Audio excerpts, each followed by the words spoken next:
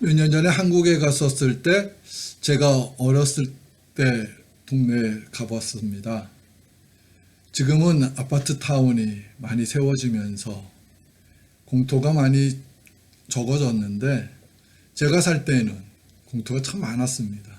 그래서 동네 친구들과 함께 시간 가는 줄 모르고 많이 놀았습니다.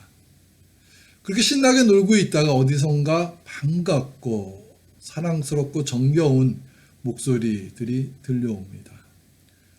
그 목소리는 어머니들의 소리인데 그 소리가 들려오면은 저부터 시작해서 모든 친구들이 각각 하던 일을 멈추고 자기 집으로 돌아갔습니다.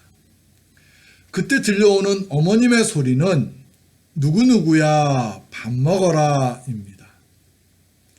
어머니께서 맛있는 밥을 준비해 놓으신 후에 이제 그만 놀고 집에 와서 밥 먹으라고 하시는 말씀을 들을 때 어머님의 따뜻한 사랑을 느끼게 됩니다. 사랑하는 가족들을 위해서 정성 들여서 식사를 준비해 주시는 어머니들의 사랑은 정말 크고 깊은 사랑입니다. 오늘 주신 말씀을 살펴보면은 부활하신 예수님께서 그러한 사랑으로 제자들을 위해서 아침 식사를 준비하셨습니다. 그리고 어머님들이 아이들을 부르듯이 제자들을 부르셨습니다. 예수께서 이르시되 와서 조반을 먹으라 하시니 제자들이 주님이신 줄 아는 고로 당신이 누구냐 감히 묻는 자가 없더라. 성도 여러분, 오늘 주신 본문을 살펴보면서 우리들은 예수님의 깊으신 사랑을 깨닫게 됩니다. 그것은 제자들을 위해서 아침 식사를 준비해 주어서가 아닙니다. 물론 일부러 아침 식사를 준비해 주는 수고도 아무나 할 수 있는 것이 아닙니다. 따뜻하고 깊은 사랑이 있는 사람만이 가능한 것입니다. 하지만 아침 식사를 준비해 주는 사랑보다도 더 큰 사랑을 제자들에게 베풀어 주시고 있습니다. 우리들은 제자들이 지금 어떤 모습으로 살아가고 있는데 예수님께서 그러한 깊은 사랑을 베풀고 있는지 먼저 살펴보아야 합니다. 지금 제자들은 십자가를 지시기 전에 죽은 후 부활하여 다시 만날 것을 알려주셨던 예수님의 말씀을 신뢰하지 않고 갈릴리로 왔습니다. 그래서 다시 물고기를 낚는 어부로서의 삶을 살아가고 있었습니다. 예수님께서는 제자를 부르셔서 세울 때 이제부터는 너희가 사람을 낚는 어부가 되라고 하셨는데 그러한 예수님의 마음을 잊어버린 채 다시 옛사람의 모습으로 돌아가 있는 것입니다. 그러한 제자들의 모습을 보시면서 예수님의 마음이 어땠을까요? 큰 실망과 함께 분노를 느꼈을 수도 있을 것입니다. 생각해 보세요. 지난 3년 동안이나 함께 하시면서 하나님의 말씀을 가르치고 배웠습니다. 또 희생적인 사랑을 베풀어 주셨습니다.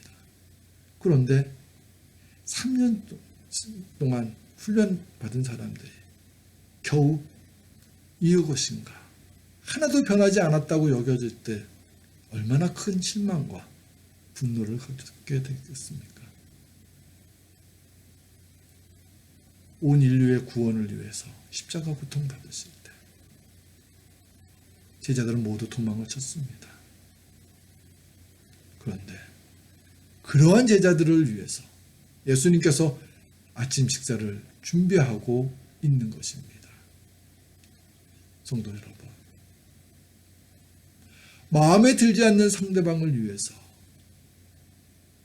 정성 들여서 식사를 준비해 준다는 것은 아무나 할 수가 없는 것입니다. 우리 사람들 사이에는 서로 자존심을 세우면서 식사를 준비하더라도 건성으로 하게 됩니다. 그런데 예수님은 그렇지 않았던 것입니다. 비록 자신의 말씀을 잊고 다시 옛사람의 모습으로 돌아간 제자들이었지만, 그리고 십자가의 고통을 함께하지 않았던 제자들이었지만, 예수님은 그들의 사랑하는 마음은 변함이 없었던 것입니다. 그래서 그들이 부탁하지 않았음에도 불구하고 스스로 그들을 위해서 아침 식사를 준비하여 주신 것입니다. 그리고 그러한 예수님의 따뜻하고 깊으신 사랑은 2000년 전에 갈릴리에서 제자들에게만 향하시는 것이 아니라 지금 우리들에게도 그대로 베풀어지고 있습니다.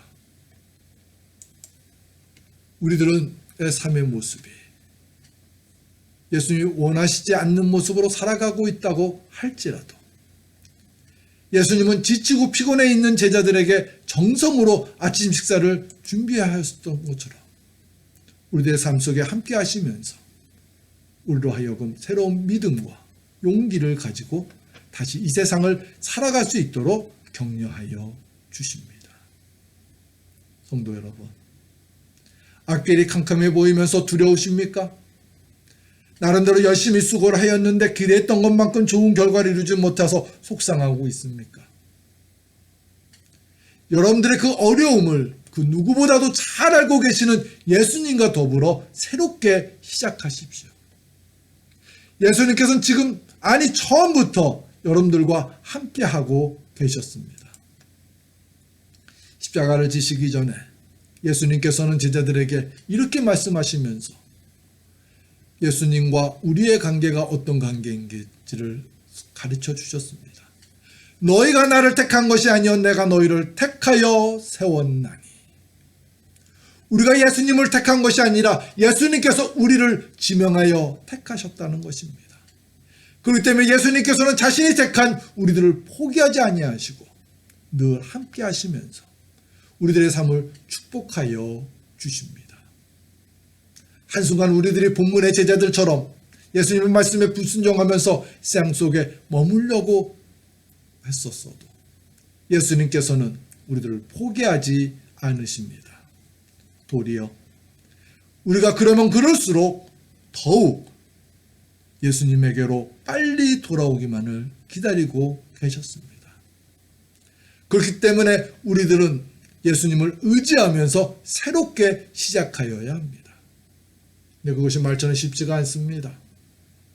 왜냐하면 사탄이 우리들의 마음을 흔들어 놓기 때문입니다.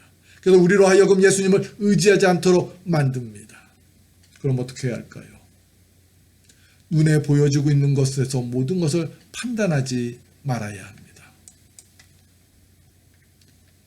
눈에 보여지고 있는 것에서가 전부가 아닙니다. 눈에 보여지고 있는 것으로만 가지고 판단하게 되면 우리들은 예수님이 함께하고 있다는 말씀을 믿어지지 않게 됩니다.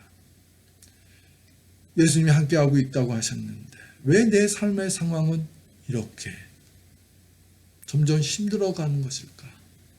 그러면서 예수님의 말씀을 불신하게 됩니다. 그때 사탄은 우리에게 두려움을 더하여 줍니다. 성도 여러분, 믿음은 바라는 것들의 실상이요 보이지 않는 것들의 증거라고 하셨습니다.